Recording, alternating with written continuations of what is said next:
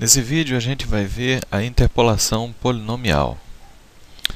Eu vou usar a interpolação polinomial para descobrir um polinômio p de x que vai me ajudar a estimar uma função f de x que seja ou desconhecida ou complicada.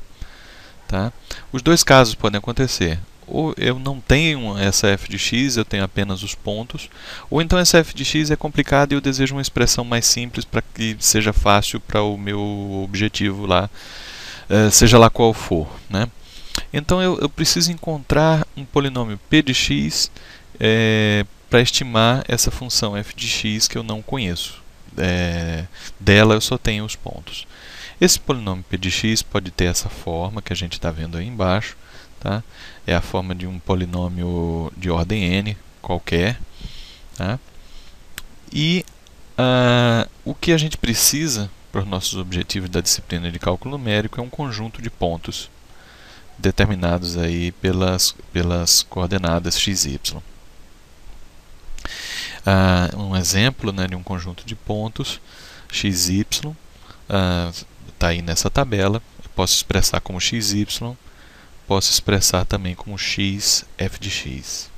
Tá? Um exemplo concreto disso daí é esse conjunto de pontos que está tabelado. A gente vai colocar isso num plano cartesiano.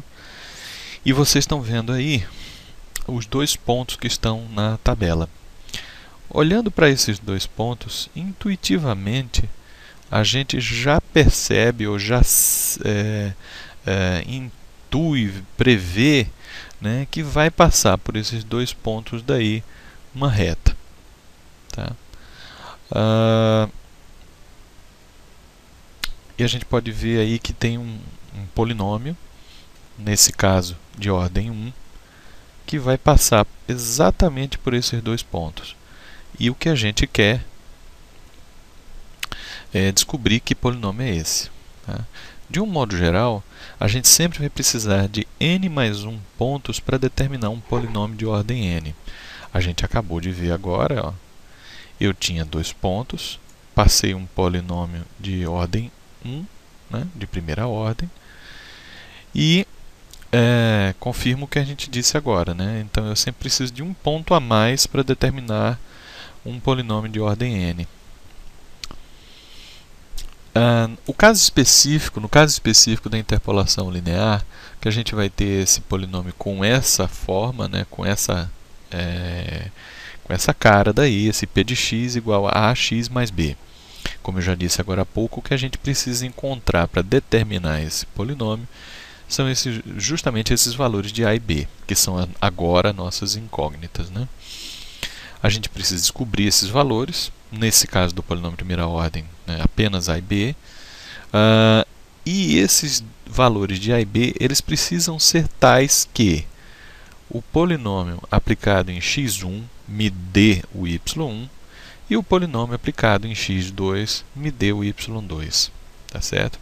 Na prática, isso significa o seguinte, vamos voltar lá para o gráfico.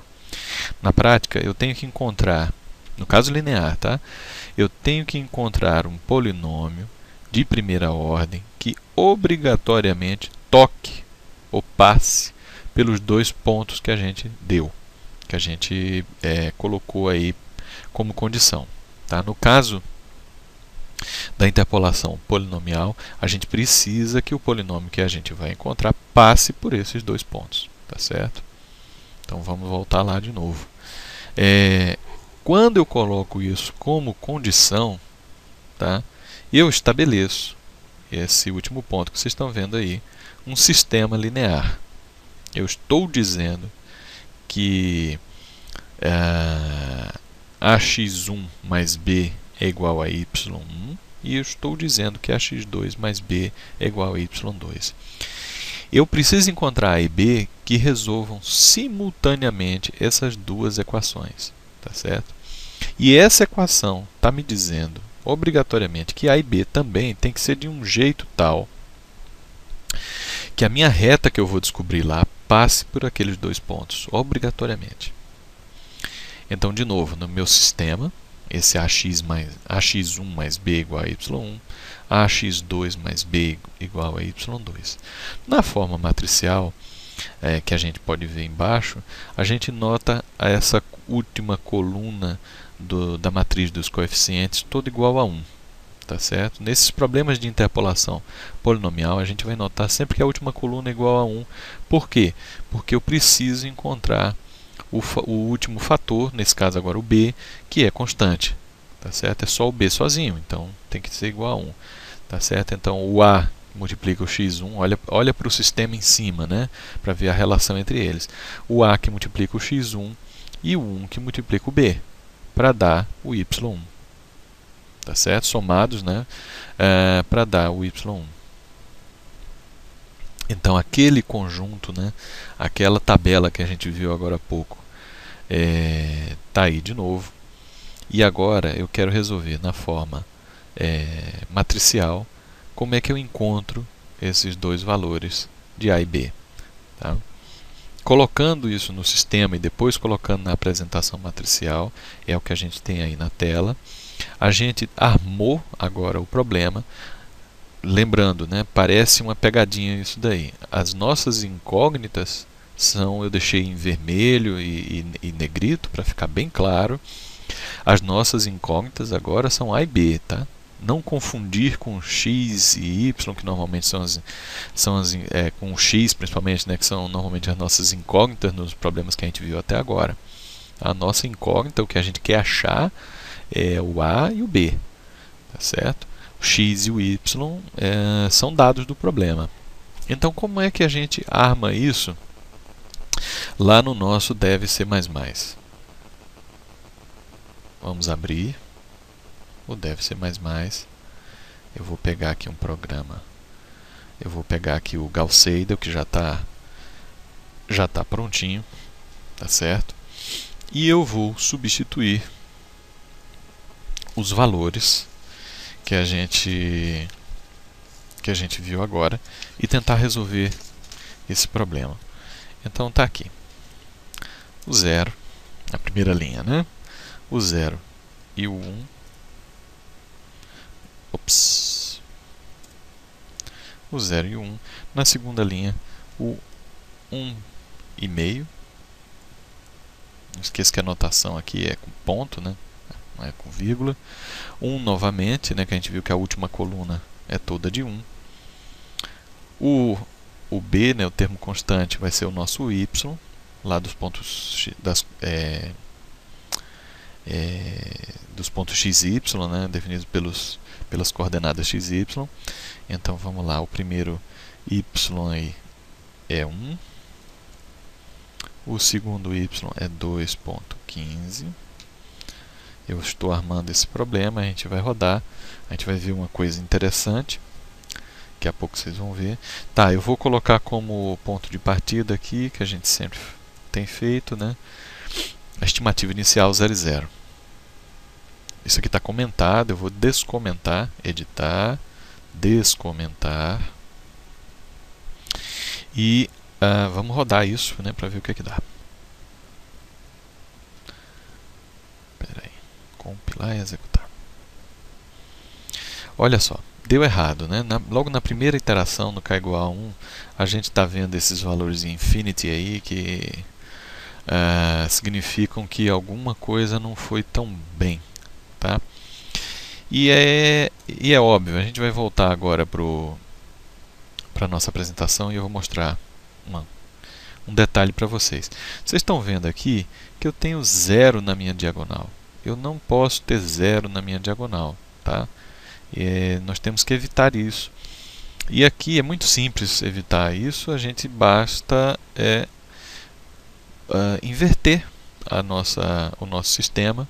Trocar a segunda pela primeira linha, e aí a gente deixa imediatamente de ter um 0 na diagonal. Vamos voltar lá para o nosso Dev C++. Vamos montar esse problema de novo. Vamos trocar. Essa linha de baixo vai ser a linha agora de cima. Tá? Só precisamos ajeitar isso aqui, Tirar esses espaços que estão meio sobrando aqui. Só aparência, viu, gente? Pode ter espaço, não tem problema. Só para ficar mais claro. Vamos lá. A gente inverteu aqui, ó, não pode esquecer de inverter também o termo constante. Vamos rodar e ver o que acontece. Executar, compilar e executar. Olha aí, a gente conseguiu chegar em algum lugar. Depois de 3 iterações, vocês estão vendo aí que k igual a 3, a gente tem, aqui na tela está saindo x0 e x1, tá, pessoal? Mas na verdade é a e b. Então a gente tem aí um a igual a 0,766666667, né? Acho que isso deve ser uma dízima periódica. Se a gente tivesse mais algarismos significativos, esse 666 continuaria, tá? E o b é igual a 1. Eu tinha definido aqui uma tolerância de 5 vezes 10 a menos 2, tá? Acredito que se a gente deixar essa tolerância menos tolerante, vamos ver se isso faz alguma diferença. Não fez diferença nenhuma, né? A gente continua com 0,7666 e o 1. Tá? Então, tá ótimo. A gente acabou de definir os coeficientes a e b da nossa reta. A gente pode voltar para lá agora.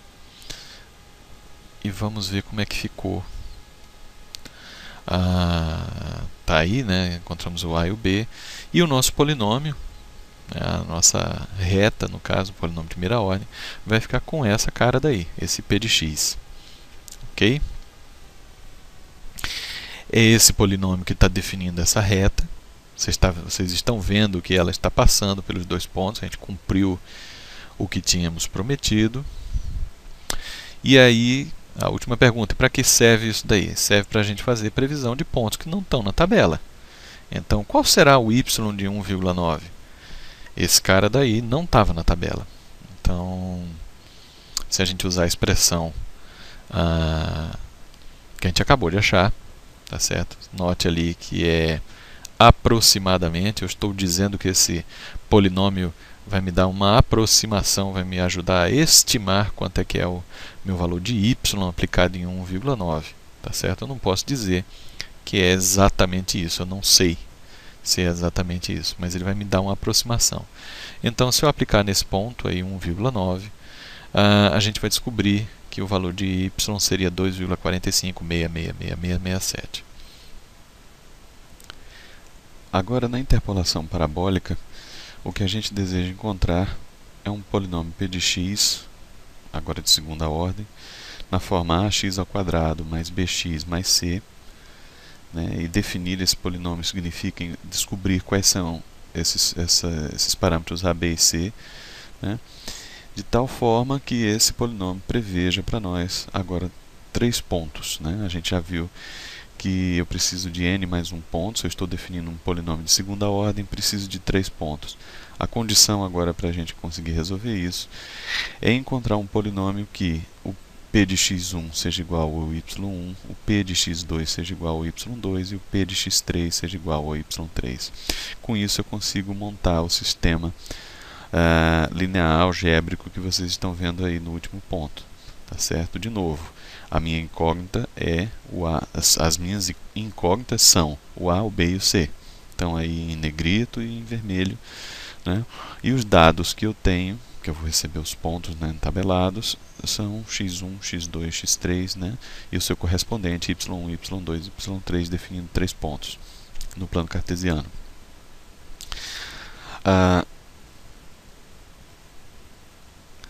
Aqui está esse sistema, né, que a gente montou e a sua forma matricial. Note que a primeira coluna, tá, os valores de x1, x2 e x3 estão elevados ao quadrado. Eu estou colocando na forma do sistema que eu montei. Tem que obedecer à forma do polinômio que eu estou querendo ajustar os parâmetros. A segunda coluna, x1, x2, x3, de novo a terceira coluna com os valores de 1, né, porque o meu C, o meu parâmetro C, ele está aí sozinho, ele não multiplica ninguém. Então essa coluna é toda de 1. Tá? Da mesma forma, a gente só tem um elemento a mais, e aí vai dar uma incógnita a mais e uma equação a mais. E para isso a gente tem 3 pontos. Mas é exatamente igual ao caso que a gente viu na interpolação linear. Agora, partindo para um caso concreto, tem essa tabelinha de valores x e y. Primeiro ponto, x igual a 50, y igual a 0,25. Desculpe, x igual a 0,50 e y igual a 0,25. No segundo ponto, x igual a 0,30 e y igual a 0,49. Terceiro ponto, x igual a 0,10 e o y igual a 0,81. Com isso eu consigo montar esse sistema, lembrando aí, né, que o coeficiente de A é o x ao quadrado, né? Então todos esses elementos estão aí ao quadrado. O coeficiente de B é o próprio valor de x, o coeficiente de C é 1, esse parâmetro não multiplica ninguém, e ali o termo constante vai ser o nosso y. Então com isso a gente consegue montar essa matriz que vocês estão vendo aí na parte de baixo. De novo eu vou partir para colocar esse sistema lá no DevC++.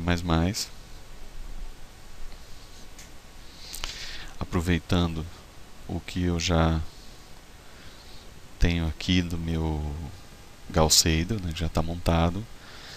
Agora eu vou comentar o problema linear anterior e vou descomentar um que eu já deixei prontinho aqui. Tá?